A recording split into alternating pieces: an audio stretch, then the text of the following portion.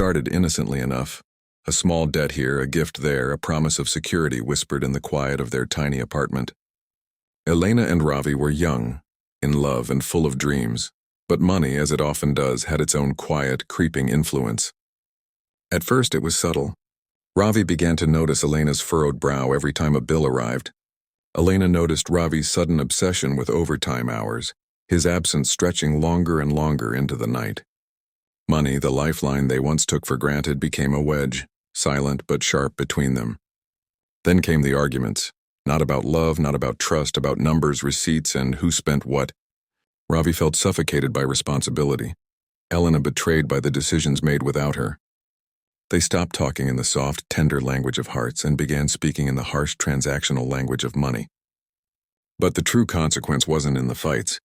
It was in the silences.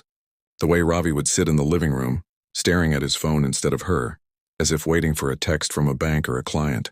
The way Elena would walk past him, feeling invisible, wondering if the man she loved had been replaced by a ledger of debts and dues. One rainy evening, it all came to a head. Elena had saved a little money from her freelance work, hoping to surprise Ravi with a simple dinner. But Ravi, exhausted and frustrated from yet another missed promotion, snapped. "Why do you even bother with this?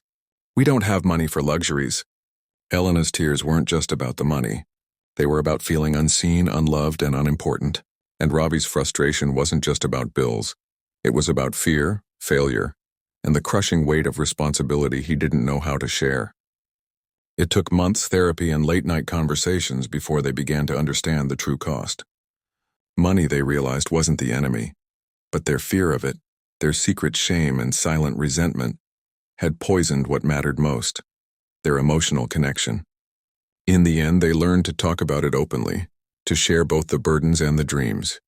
They created rules, budgets, and plans, but more importantly, they created honesty, trust, and emotional safety.